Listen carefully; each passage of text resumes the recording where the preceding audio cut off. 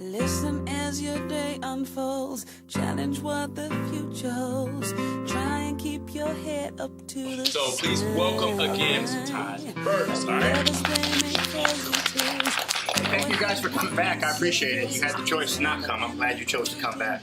We just got a couple of slides we're going to go through really quick. I want to thank you guys for giving Joe Harris some attention while he was speaking. You may be asking, why are we here?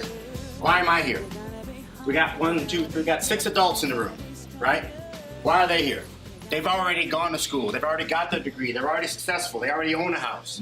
They've got a car. They've got a motorcycle. They've got a Porsche. So why are they here? Anybody have any guesses as to why they're here? Yes. They're here for you. They had another choice. They could have stayed home and cut the grass. They could have done their honey-do list from their wife. But they're here. Here's something you need to understand real quick. I don't have all the answers, and neither do they. But combined, we can come up with a lot of answers together. Whether you listen to a word I say, Joe says, Mr. Kinderbrew, Mr. Jameson, doesn't affect us. Our life will go on. But if you get a little nugget, or if you get something that makes a little bit of sense, it's worth us giving up our Saturday for you, period. Because none of us gets to where we're at by ourselves. Not one of us. Joe mentioned it, and I'm going to mention it a couple of times. The moment you think you can get somewhere by yourself, that's when the rug gets pulled out from under you, and you find yourself a bit lost. So you're probably standing on the shoulders of somebody that figured something out about life that's sharing it with you. We are a collection of our choices. Herm Edwards. You guys watch NFL? You've heard of Herm Edwards? No. He's a player, coach, commentator. We are a collection of our choices. You know what that means? Make good choices, life is easier. Make bad choices, life is hard. How do you want the lessons, hard or easy? That's what my parents always used to say. Life is going to teach you lessons, how you want them. You want them easy, or do you want them hard? I'm going with the easy route. I know who I am today because of the choices I made yesterday. Every choice you make is going to have ramification. The gentleman spoke about it before. Good or bad. Make good choices, life is easier. I like the question that Joe just asked a little while ago. My man in purple put his hand up, but he wouldn't answer it. He sounded solid when the arm went up, but when the eyes were on him, he's like, I'll answer it later. Nobody owes you nothing. Life is what you make it. Shark Tank. There was a farmer on there from Oklahoma, and his name was Johnny, and he developed the tree tea. And what it did was it conserved water while watering his plants. Now he's a millionaire. The most important muscle you think, let me ask you this, what's the most important muscle on your body if you're playing sports? Your head. Heart, head, anything else? Brain. That last one's the right one, the brain. Because whatever the brain decides to do, the body is going to follow. The smarter you are, the more intelligent you are, the better choices you make, the body's going to follow, and you're going to being successful is not going to be so hard. It's not going to be a mountain. It might be just a little molehill. Life is hard. It's harder when you're stupid. I don't mean that disrespectful. I didn't say it. John Wayne did. Life is hard. It's harder when you're stupid. Joe mentioned earlier, yeah, you're going to have some failures. That's okay. Failures are going to happen in life. So what? Michael Jordan failed multiple times, missed multiple free throws. Everybody learns from mistakes. Failures are setbacks. They're set-ups if you learn from the failure. You with me? We tracking? We're on the same page? Did I say anything that doesn't make any sense yet? Okay, if I do, raise your hand. Let me know. Because I'm still learning too. I'm 44, but I'm still learning. My dad's 66, and he's still learning. And I'm like, Dad, are you tired of learning? Life's lessons never stop. No expiration date. So the moment you think you got life figured out, it's kind of like somebody you're dating. Oh, I got her. I figured her out. Boom. Make a U-turn. You're right back to where you started. If you forget where you came from, you'll eventually go back to where you started. That's me. I said that. I'm from Buffalo, New York. I'm like Black Rudy. I'm that short guy that never should have made it out. Our family was the first black family in an all-white school district in Clarence, New York. I lived on a road called Nice Road on about 13 acres. Anything I wanted, my dad said, you want a bike? Gotta go get half. We used to go have to interview with the farmer. Bale hay, shuck corn, and shovel you know what. That's how we made money. But that's also how we developed our muscles. Throwing hay, wheat, whatever we could do. When I get in junior high, high school, I'm like, Dad, why do we have to go interview with Farmer John? My dad owned all the acres. We didn't have to interview. John worked for my dad, but we didn't know. Why did my dad have us interview in 2nd and 3rd grade? To work on reading, writing, and speaking. If you can do those 3 things, you can get a PS2, you can get a Mercedes-Benz, or you can buy a house, or you can buy an apartment. PS4, 5, 6, I don't play video games. But you get my point. Yeah. It's never too early to start working on reading, writing, and speaking. If you can't interview, you ain't getting a PS2 because you're not getting a job. That's why they do phone screens. They phone screen you to put people in 2 piles. No, maybe. Maybe become yes. So anytime you get a chance to read, write, and speak, don't shy away, because it's a part of life. Don't freeze when the red light comes on, because that's life. You're going to have to do those things. And the better you do them, the further you go. Get involved in extracurricular activities. Also, you sleep better the more tired you are. That's why I think that's why my parents had me do sports at an early age. Students who play sports are on time to school more than absent.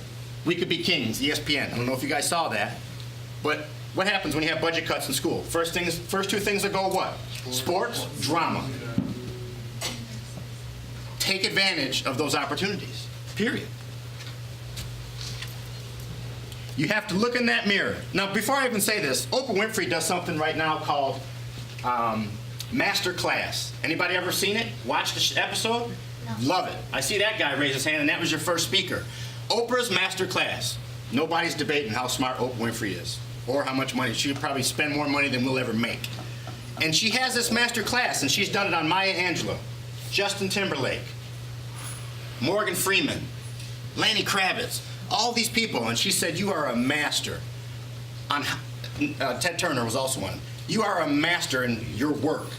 God gives us all abilities. He gives us all skills, all tools. The only question is, are you going to use them? And in this master class, I recorded Lionel Richie, and I'm like, I don't know, I mean, I know some of his music, but I know Nicole Richie gets in some trouble. That's all I knew. But he said one thing, I watched for 60 minutes. 1 minute, he said one quote, hit me right to the heart. You know what he said? You have to look in the mirror and like that person in front of you, because that's what you got to work with today. That's you. Every single one of you in the morning. Look in the mirror, like what you look, like what you're looking at, because that's all you get. You can't trade nothing in. You can't be you, you can't be you. So, for people to help you, you got to feel confident in yourself. How are people going to believe in you if you don't believe in yourself? How are people going to have confidence in you if you don't have confidence in yourself? The more that you read, the more things you will know. The more places you learn, the more places you'll go. Like I told you, when I was in school, these are the words that I was called. And again, first black family, all white school district. I was born in 70, so what, 78, 79, 80. But I was good in sports, so they were nice to me. You know what I'm saying? And I used to get in fights often.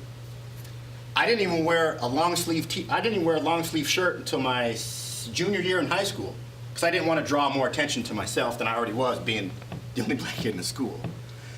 And I used to be called nigger, tar baby, jungle bunny, porch monkey, all of that. And I would go home and I'd be angry. Like, I was young, so I didn't quite get it. And I would go home and I would tell my dad, and I'd be upset and I'd be crying. I knew it wasn't good. And then my dad clearly, he made it clear. He said, son, look, there's going to be some people in life who are going to like you, some people aren't. 95% of the people that you will meet are probably good. It's just the 5%. So what he taught me at an early age, don't major on your minors. My joy's not for sale. I've been through a lot to get where I'm at, just like those adults, just like y'all are going to be. Don't major on the minors. Control what you can control. But he did, there was a kid on the bus, and I remember his name. His name's Michael Altenberger. I remember him like yesterday. And he used to want to fight all the time on the bus. And he was taller than me too, but he wasn't that strong. And I told my dad that he had been calling me the N-word. He said, son, tomorrow I want you to go to school, and the next time he says it, I want you to make sure he says it again around some people. And I had been developed by that time because I was playing football. And when he says it, I want you to pretend you're walking away, and as you turn, I want you to punch him in the mouth. But I don't want you to just punch him. What I want you to do, no, hold on. I'm not advocating violence, so don't clap for me. What I'm saying is this. We have bullies because nobody stands up to them. Amen. Right? What happens with bullies when they start picking on 1, 2, 3, 4, 8 come? Now it's 8 against 1. But a lot of times, bullies don't have even backbones. They don't even have spines. And when you check them sometimes, they're like a little jellyfish. So when I did punch him, my dad said, don't just punch him in the mouth, punch him Follow through with your hips like in football, and I knocked him out. Go to the principal's office. His name was Principal Piper. Calls my dad. My dad comes in the office. Son, I'm very disappointed in you. That is not how we raised you in this house. We don't advocate violence. We got in the car. He told my principal he'd take care of it. My father drove me to ice cream. Extra spring. But you get the point, right? You get the point. You get the point, right? You get the point. If I don't make a change, what happens? I keep getting taunted, and I keep getting told names, and I keep getting called something. Then what happens? Then I start to think maybe less about myself. Then I maybe think I'm not as valuable, or I don't think I'm matter as much as other people. Next day in school, everything's fine. But I remember somebody named Roberta Manzella. She used to wear glasses, and that same kid used to call her Four Eyes. So I went up to him and said, stop doing that. Next thing you know, a couple other people that are a little overweight would say, hey, this guy's picking on me. So it doesn't take much to change people's behavior. It's just, do you got the backbone? Now, you always want to make sure you check with your parents, your aunt, your uncle, your cousin, your mentor, whoever it is, if you're in a bad situation. It's okay to not know the answer. It's not okay to not find the answer. Fair enough? If you're searching for that one person that will change your life, take a look in the mirror, because that's who's the person with the key to unlock it. Nobody can help you. Your parents can't want you to be more successful than you want to be. Neither can your uncle or your aunt. It all starts with you. Let go of people who dull your shine, poison your spirit, and bring you drama. Cancel your subscription to their issues. In life, people are going to bring you problems, drama. You're not a psychologist or a psychiatrist. You got to take care of your own stuff. You can't be fixing the world while you're working on yourself. Maturity comes when you stop making excuses and start making changes. That applies at whatever age you are. 10, 20, 30, 40, 50. We all got excuses, but I had a football coach tell me excuses are like a certain part of an anatomy. Don't want to hear it. I also had another football coach tell me, Burks, you got a lot of potential. But potential is a French word for you ain't worth a you can fill in the blank. Everybody has potential. Everybody's been given God gifts. What are you going to do with them? When your past calls, don't answer. It's got nothing new to say. Everybody's got a past. I got a past. Joe's got a past. Bob, Mike. Everybody's got a past. It's okay to have a past. People ask me all the time, wow, you know, you've done all right. What would you change? Nothing. Because if you change something, you're not who you are. Right? You don't want to change because maybe if I don't go to that school and have those issues and have some challenges and some obstacles, maybe I don't have that burning desire to be a professional athlete. And that was my ticket. My parents divorced in 6th grade. I came home from one day, Mom was gone. Mom was gone. I'll get your question in a second. Mom was gone, didn't know why. Everybody can relate. Perfect families, they exist, but they're far and few between. My ticket was football. My dad worked at General Motors back in the 1940s as an African American man as a manager. So I call my dad today and tell him I got problems. He's like, son, please. Who you calling? Click, and he'll hang up the phone. I got to call him back because he's trying to tell me your problems don't weigh to what my problems were as an African American manager at General Motors back in 1942 or 52. So it's good to have some people to bounce things off. You know what that gives you? Something that you can't put a value on, perspective. The more perspective you have, the smarter your decision making. People may doubt what you say, but they will believe what you do. Everybody get that? They'll doubt what you say, but they believe what you do. That's an important concept to understand. Make good decisions, follow through. Myself and Joe are here to speak to you, to help you. We want you to get wherever it is you're trying to go, and it doesn't have to be sports. Yeah, we talk about sports, but that's our background. That's what you're going to be an expert in a few things. You're not going to be an expert in everything. Find your path, find your lane, and just stay in it. Give life all you have to give it, and it will give you all it has to give you. Why I wanted you to read that is because I wanted to give you that. I just bought that for you. You don't have to pay me, it's free. The reason why I gave him that book is why. Because I asked him to do something and he just did it. Didn't think about, oh, there's people watching. Oh, I don't know if I'll read it. I'm here to speak to you, but I'm going to be gone in 5 or 10 minutes. I want to give you a tool to read. That's a book about Joe Harris, somebody who said his family laughed at him. You'll never play professional football. Drafted, 6th round, Walter Payton. And here's another funny link between Joe and I. Walter Payton's the gentleman that got me my tryout with the Chicago Bears in 1995 after my first agent was arrested on tax evasion. I met him on a plane. I had my resume and my football. I was at University of New Haven, transferred to Central Florida, 6 credit hours short of graduating. I went to play football. I went and played football, promised my parents, let me do this while I'm in shape. When I got cut from the Bears, I signed on with CFL Ottawa Rough Riders. I had to go to a league down, not the one I wanted, but the league down to make a team. When I got cut from the CFL, I went to the Arena League, Florida Bobcats. By that time, I'm getting my head beat in the wall for a couple of pennies.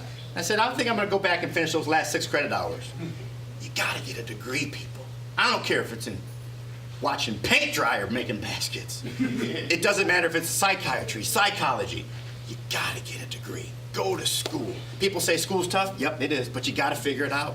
You know why I only like to date women that have a degree. You know why? It tells me you can start something and you can finish it with a bunch of crap in between. It tells me you're not a quitter. And if you don't quit your boyfriend, you might not quit college. And if you don't quit college, you might not quit your husband. And if you don't quit your husband, you might not quit your children. You won't be a quitter, you'll be a winner. With that said, I want to, hold on real quick. Everybody in here, I want to make an investment in you. I would like to buy each of you one of those books to read. It doesn't matter if you don't like football, but it's a book I want you to read so that you can work on your skills. I want to thank you for staying awake, except for my man in the black and the white. I appreciate it. Thank you very much. I appreciate it. You gotta be hard, you gotta be